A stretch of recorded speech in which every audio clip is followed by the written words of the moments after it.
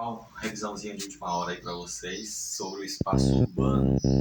Veja bem, o espaço urbano ele é marcado por vários problemas. Entre eles, nós temos a questão das enchentes. As enchentes nas cidades elas são provocadas principalmente pelo processo de impermeabilização dos solos, né? Então, como você pode observar, com o crescimento urbano ocorre a cimentação, a construção de asfalto, mudança no curso dos rios. Então isso, de certa forma, vai impermeabilizando o solo e isso vai fazendo com que, não tendo para onde a água escorrer, nós vamos ter o processo de alagamento, que é muito comum nos grandes centros urbanos. Uma outra temática que você vai verificar na prova é o contexto da violência. Aqui nós temos uma imagem do filme Cidade de Deus, muito famoso nos anos 2000, onde nessa figura você nota o Buscapé, né, que tinha o sonho de ser um fotógrafo, mas ele vai lidar com a situação do preconceito quando ele vai trabalhar em um jornal, onde a figura do negro favelado vai lidar com situações diárias, onde o preconceito ele vai ser interpretado como alguém que vai servir apenas para servir o café, né? Então você vai observar nesse contexto que existe um preconceito estrutural, um racismo estrutural que de certa forma marginaliza uma boa parte das pessoas, principalmente os favelados. E aí a falta de oportunidades também pode ser encarada pelo grande crescimento urbano, onde não tem emprego para todos, a falta de empregos, a escolaridade precária, tudo isso vai fazendo com que uma boa parte desses moradores acabem aderindo à situação do crime. Por que essas pessoas vão aderir ao crime? Pela vulnerabilidade social em que muitos vão estar encontrados. Veja bem, se não tem emprego, não tem segurança, se não tem a figura do Estado agindo dentro da favela, garantindo a essa criança, a esse jovem, um suporte, provavelmente esse jovem ele vai estar pela fragilidade do Estado. Além disso, a gente pode citar também a própria violência que já existe enraizada dentro da sociedade, onde se você vê uma criança, um jovem que vai nascer e crescer na favela presenciando situações de violência, tudo isso pode contribuir para a figura da violência. Ao mesmo tempo, as favelas elas surgiram lá durante a escravidão, a libertação dos escravos, não tendo para onde esses escravos correr, eles foram para os morros.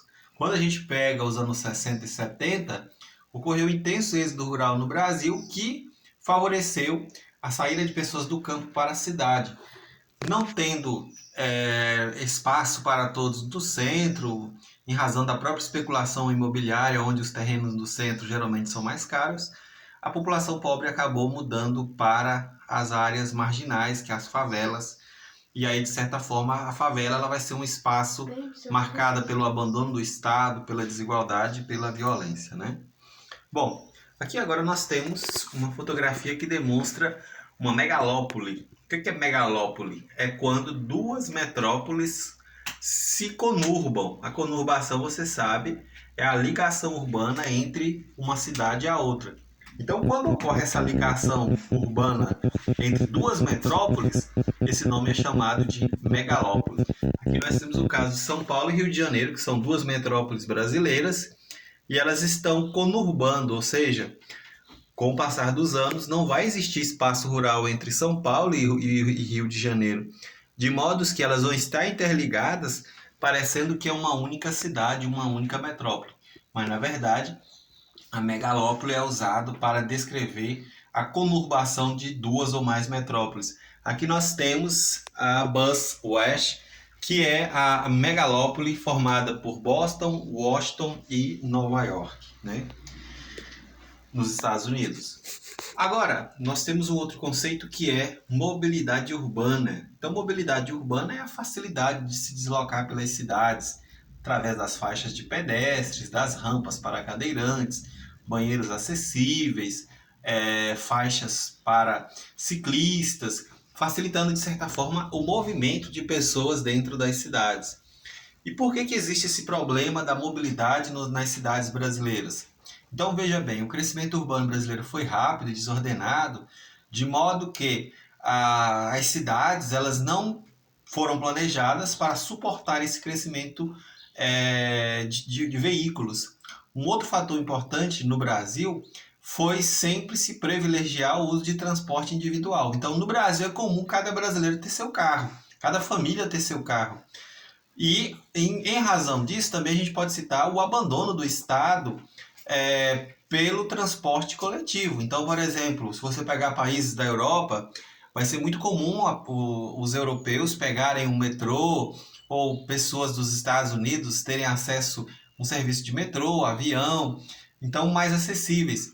Então, se no Brasil você só tem privilegiado a figura do carro individual para cada um, você vai ter uma grande quantidade de carros nas ruas, e aí esses carros as ruas não vão suportar essa grande quantidade de carros. Então, qual que é a alternativa para resolver esse problema ou amenizar? É a construção de ciclovias, é a construção de um sistema inteligente de trânsito, que de certa forma privilegie transportes sustentáveis. Agora a gente pode estar observando que existem alguns veículos elétricos que poluem menos, e que de certa forma você vai ter, né, menos poluição. E a gente pode citar outro exemplo claro também, o investimentos em transporte coletivo que seja eficiente. Então esses investimentos vão melhorar de certa forma a mobilidade urbana. Quando a gente fala em hierarquia, nós estamos falando de poder. Então existe a vila, que é o menor espaço urbano.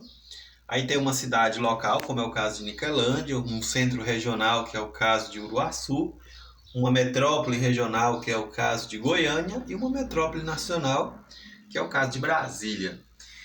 Nesse contexto, você vai observando que começa de uma menor para uma maior, um grau de importância maior. Então, a hierarquia clássica, ela era rígida. Então, por exemplo, o que significa essa palavra rígida? Significa dizer que se você precisasse de um serviço de saúde, educação, você não ia encontrar esses serviços numa cidade pequena como Niquelândia. Se você traz, então você era subordinado a ir para uma metrópole grande para resolver seus problemas. Se você pega a hierarquia urbana atual, você vai observar avanços na telecomunicação, avanços nos transportes, que permite, por exemplo, que uma cidade como Niquelândia tenha conexão com outras cidades. Então você vai observar que o avanço dos transportes e da comunicação foi grande responsável por essa mudança na hierarquia urbana. Quando a gente fala de espaço urbano, a gente precisa conceituar alguns textos, alguns conceitos que são sociais, que estão ligados à cidade. Por exemplo, gentrificação. Gentrificação é você expulsar uma camada de baixa renda de uma área central ou de uma área através da valorização de imóveis. Que exemplo que eu posso citar para vocês de gentrificação? Quando ocorreu as Olimpíadas do Rio de Janeiro em 2016, se não estou enganado, a região portuária do Rio de Janeiro era um centro abandonado onde estavam morando populações pobres. Com o intuito de reformular essa área central do porto, eles reformaram o porto, construíram hotéis, construíram restaurantes e, de certa forma, obrigaram essas pessoas pobres a sair daquela área, porque aquela área passaria a atender, a partir de então, pessoas de outro nível social. Então é você expulsar, você retirar um grupo social de baixa renda de uma área, de um certo bairro, com o objetivo de colocar outro grupo social, uma população mais rica. Centro expandido é a região central ampliada de uma cidade que concentra serviços de infraestrutura, emprego e maior valorização imobiliária. Então não precisa ser um centro, pode ser um outro setor, mas um outro setor que tenha uma infraestrutura muito semelhante à do centro e que está numa área de supervalorização. Segregação socioespacial é você separar as pessoas de acordo com sua classe social. É como se você tivesse o centro e a periferia. É como se o centro fosse só para o rico e a periferia fosse ali o lugar da vivência do pobre. Então você vai, na segregação, você pode citar bairros que vão separar classes sociais, mas você vai separar também espaços onde você vai ter essa segregação, essa separação de acordo com o seu nível social e econômico. Êxodo rural é a migração de pessoas do campo para as cidades, né? Metrópolis é um outro exemplo aí que a gente vai abordar agora. Metrópolis, você sabe, é uma cidade que tem mais de 1 milhão de habitantes, né? Formada por uma rede de cidades, por onde transita a maior parte do fluxo de capital e alimentos, de capital que alimentam os mercados financeiros internacionais. Então a metrópole é uma cidade que tem mais de 1 milhão de habitantes, é uma cidade que tem importância na prestação de serviços, e essa cidade ela vai, de certa forma, desenvolver um papel econômico muito importante, porque ela é uma cidade grande que tem grande importância econômica e de serviço. Agora, quando a gente fala das cidades, a gente precisa entender o que é rede urbana. Rede urbana quer dizer que as cidades elas estão conectadas. Não é porque, por exemplo, existe uma diferença, uma separação entre Uruaçu e Niquelândia que elas estão separadas. Na verdade, a rede vai se dar através das rodovias, através do sistema de telefonia, dos transportes. Então, você vai ter uma conexão diária ou instantânea entre as cidades, e essa conexão vai ser chamada de rede urbana. Agora, quando a gente fala de metrópoles, nós precisamos dividir as metrópoles em 3 níveis: regional, metrópole nacional e metrópole global, né? Então, a metrópole regional ela exerce uma influência não só no seu estado, mas em alguns estados ali próximos, como é o caso de Goiânia, onde a influência vai se dar, por exemplo, em parte do Mato Grosso, parte de Tocantins, parte da Bahia. Eu já falei isso em sala. Essa influência regional pode se dar na prestação de serviços agropecuários, serviços de saúde, serviços econômicos, né? Como citei para vocês, por exemplo, o caso dos paraenses que saem do Pará para comprar roupa na Avenida 44 e revender, né, no seu estado, né? Metrópole nacional é uma metrópole que tem influência no Brasil inteiro, como é o caso, por exemplo, do Rio de Janeiro e de Brasília, né? Brasília, através da política, você vai ver a influência de Brasília no Brasil inteiro. Rio de Janeiro, através dos sistemas de comunicação, você vai observar a influência dela em todo o Brasil.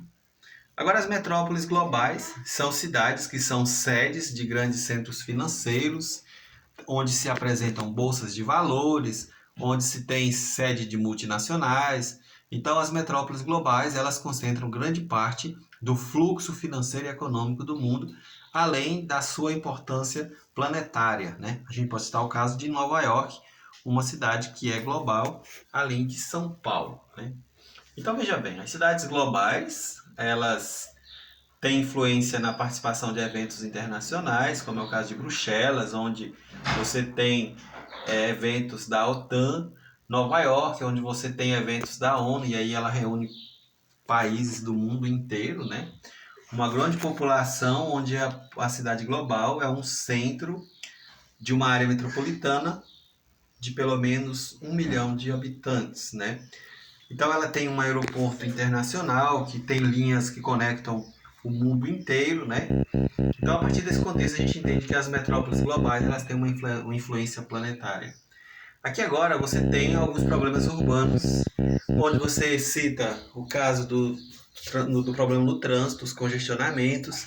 Então, o que pode ser feito para resolver o problema do congestionamento? A gente pode, através de políticas públicas, priorizar o transporte coletivo, favorecer, através da construção de ciclovias, transportes alternativos, como é o caso de pequenos veículos elétricos, né?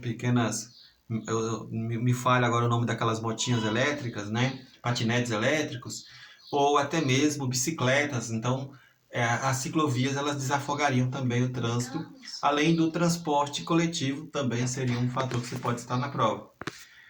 Os deslizamentos, eles ocorrem com a ocupação de áreas de morros, né? Então, essa ocupação, esse deslizamento, ele vai ocorrer com a retirada da vegetação para construir casas. Então, sem a presença das raízes das árvores, essas áreas de morros, ao serem construídas no período chuvoso, elas tendem a criar um peso sobre o solo. Sem a raiz, a tendência é que ocorra o deslizamento de terra. E as enchentes, como foi abordado no texto, elas são provocadas nas cidades, principalmente em razão da concentração de áreas cimentadas que vão, de certa forma, impedir o fluxo natural da água, vai ocorrer a redução da infiltração da água no solo, até mesmo mudança no curso dos rios, tudo isso vai contribuir para que essas áreas sofram alagamentos. Ok? Boa aula para vocês, bons